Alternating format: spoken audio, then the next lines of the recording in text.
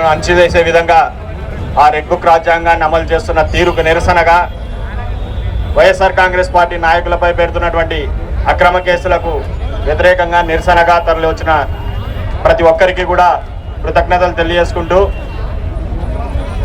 ఈ రకమైనటువంటి కార్యక్రమాలు వైఎస్ఆర్ కాంగ్రెస్ పార్టీ నాయకులు కార్యకర్తల్లో ఖచ్చితంగా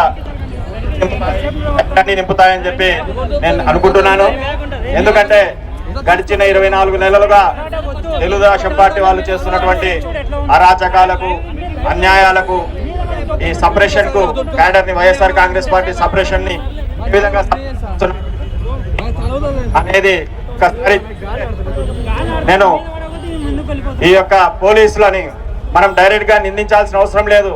ఎందుకంటే మామూలుగా ఎక్కడైనా కూడా ఒక స్టేషన్ కి ఎస్హెచ్ఓగా ఉంటాడు, లేదంటే సిఐఎస్హెచ్ఓగా ఉంటాడు. ఇప్పుడు ఈ తెలుగుదేశం పార్టీ అధికారంలోకి వచ్చిన తర్వాత ఆ ప్రాంత నాయకులు, ఆ మండల నాయకుడు ఆ స్టేషన్ కి ఎస్హెచ్ఓగా ఉంటాడు. అదేవిధంగా నియోజకవర్గ స్థాయి నాయకుడు డిఎస్పీ క్యాడర్లో ఉన్నటువంటి వాళ్ళు ఎవరు ఉద్యోగం చేయరు. ఆ నియోజకవర్గ స్థాయి నాయకులు లేకుంటే ఎమ్మెల్యేలు ఆ ఎస్హెచ్ఓలుగా పనిచేస్తున్నారు. వాళ్ళు ఏ విధంగా చెప్తే వాళ్ళు కేసు కట్టమంటే కట్టాలి, లేదంటే లేదు. వైఎస్ఆర్ కాంగ్రెస్ పార్టీ వాళ్ళ మీద మామూలుగా 307 కేసులు, చిన్నగా గీతలు పడితే తెలుగుదేశం పార్టీ వాళ్ళు కొట్లాడుకొని తెలుగుదేశం పార్టీ వాళ్ళతో ఏదైనా సమస్య జరిగితే చిన్న గీతలు పెడితే వైఎస్ఆర్ కాంగ్రెస్ పార్టీ వాళ్ళ మీద అటెంప్ట్ మర్డర్ కేసులు పెడతారు. అదేవిధంగా వైఎస్ఆర్ కాంగ్రెస్ పార్టీ వాళ్ళ ఇళ్ల మీద దౌర్జన్యం చేసి చేతులు కాళ్ళు ఇరగొట్టి అన్యాయంగా అక్రమంగా ఇళ్లలో జొరబడి ఆడవాళ్ళని మాన ప్రాణాలను ఇబ్బందిస్తే వాళ్ళు మాత్రం 324 కేసులు ఏమీ జరిగినట్లుగా ఒక 15 రోజుల కేసు పరిస్థితులు వస్తున్నాయి. కాబట్టి దయచేసి పోలీసు వాళ్ళకు కూడా నేను ఒక్కటే విజ్ఞప్తి చేస్తున్నాను. ఇది మీరు మాకు ఆ వ్యవస్థ మీద పూర్తి నమ్మకం ఉంది, గౌరవం ఉంది. దయచేసి మీరు ఆ తెలుగుదేశం పార్టీ నాయకులు చెప్పిన విధంగా కాకుండా మీ ఆత్మసాక్షిగా న్యాయంగా ఉంటే భవిష్యత్తులో మీకు ఇబ్బందులు ఉండవు, మాకు ఇబ్బందులు ఉండవు అని చెప్పి మీకు తెలియజేసుకుంటున్నాను. మీరు ఇన్ని తప్పుడు కేసులు పెడుతున్నారు. తెలుగుదేశం పార్టీ నాయకుల ఒత్తిళ్లు తట్టుకోలేక ఎన్నో తప్పుడు కేసులు పెడుతున్నారు. ఎంతో మందిని గ్రామ బహిష్కరణ చేస్తున్నారు. వాటన్నిటినీ మేము కోర్టుల్లో ధీటుగా ఎదుర్కొని మళ్ళీ మా కార్యకర్తల్లో స్ఫూర్తిని నింపుతున్నాము, ధైర్యాన్ని నింపుతున్నాము.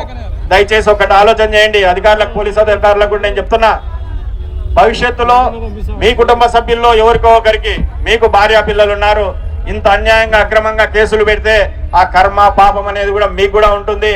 దయచేసి ఇవన్నీ కూడా ఆలోచన చేయండి. రేపు పొద్దున మీరు పెట్టే ఈ తప్పుడు కేసులు, ఈ రోజు బాలు అనే వ్యక్తి ఆత్మహత్య వరకు వచ్చాడు అంటే ఎంత దుర్మార్గమైన పరిస్థితి మీరు కల్పించారనేది ఒక్కసారి ఆలోచన చేయండి.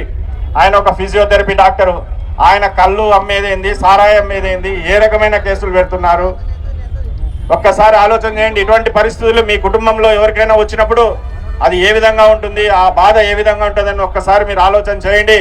ఇంకా అదేవిధంగా ఈరోజు ఈ కార్యక్రమానికి బాలుకు సంఘీభావం తెలపడానికి వచ్చినటువంటి రాజా గారికి, సిద్ధార్థ గారికి, అదేవిధంగా వివిధ ప్రాంతాల నుంచి వచ్చినటువంటి ఓబుల్ రెడ్డి గారికి, అదేవిధంగా ప్రఫుల్ గారికి, మన కర్నూలు పట్టణ నాయకులకు అందరికీ కూడా పేరుపాటిన కృతజ్ఞతలు తెలియజేసుకుంటూ ఈరోజు ఇదే ఒక స్ఫూర్తిని ఏ నియోజకవర్గంలో, ఈ కర్నూలు జిల్లాలో మోహన్ రెడ్డి గారి నాయకత్వంలో మనమందరం కూడా ఎక్కడ ఏ ఇబ్బంది ఉన్నా, ఎక్కడ ఏ కార్యకర్తకి ఇబ్బంది ఉన్నా కూడా మనమందరం కూడా మీ అందరితో పాటు మేము ఉంటామని చెప్పి మీకు ఈ సందర్భంగా తెలియజేసుకుంటూ సెలవు తీసుకుంటున్నాం. కార్యకర్తకు మనస్ఫూర్తిగా కృతజ్ఞతలు తెలియజేసుకుంటూ రాబోయే రోజుల్లో రేపు 29న మరి కార్యకర్తలను ఆపడం ఎవరి తరం కాదని ఈ సందర్భంగా తెలియజేసుకున్నాను. పార్టీ చూడం, మతం చూడం, కులం చూడమని సేవ చేసినటువంటి వైఎస్ఆర్సీపీ పాలన ఎక్కడ, మరి తెలుగుదేశం కార్యకర్తలు ఇంటింటికి పోయి ఊరూరులో ఎవరైతే వ్యతిరేకంగా మాట్లాడారో వాళ్ళ మీద కేసులు పెట్టి స్టేషన్లలో ఊర్లు స్టేషన్లు తిప్పుతూ పాలన చేస్తారా, లేకపోతే మరి కేసులు పెట్టి వేధింపులు గురి చేస్తారా? ఈ వేధింపులకు భయపడే సమస్య లేదు. మేమందరం కార్యకర్తలు వెళ్తాము. రాబోయే పాలన కార్యకర్తలదే. జగనన్న చెప్పినట్టు 2.0 ప్రతి కార్యకర్తగా ఉంటాం. నాయకులది కాదు, ప్రతిదీ కార్యకర్తలది. మీరు లేకుండా మేము లేము. సతీష్ ఉదాంతం మళ్ళీ జరగకుండా ఈరోజు బాలు కోసం ఇంతమంది వచ్చినాము. ఈరోజు రాకపోతే మళ్ళీ ఒక ఉపద్రవం జరిగిండేది. ఇప్పుడు మేమంతా ధైర్యంగా ఉన్నాం. జిల్లా బహిష్కరణ చేస్తున్నారు. మా నియోజకవర్గ వెంకటేష్, రుద్రవరం వెంకటేష్ మీద ఉగాది పండగ ఊర్లో శ్రామనవి చేసుకుంటుంటే పండగలు చేయకూడదని పండగ పూట మరి ఎత్తుకుపోయి కేసులు పెట్టి నగర బహిష్కరణ చేస్తున్నారు. సబ్ జైలుకు వారానికి ఒకరిని పంపిస్తారు. స్టేషన్ లో ఏమున్నా అక్రమ కేసులు పెడుతున్నటువంటి కోడుమూరు నియోజకవర్గానికి హర్షవర్ధన్ రెడ్డి గారు మరి న్యాయ పోరాటం చేసి కార్యకర్తలను కాపాడుకుంటున్నాం. అట్లనే మరి ఈరోజు జిల్లా మొత్తం మీద జిల్లా ఇన్ఛార్జ్ అయిన మోహన్ రెడ్డి గారు ఇంతమందిని మరి పిలిపించి ఈరోజు కార్యకర్తలకు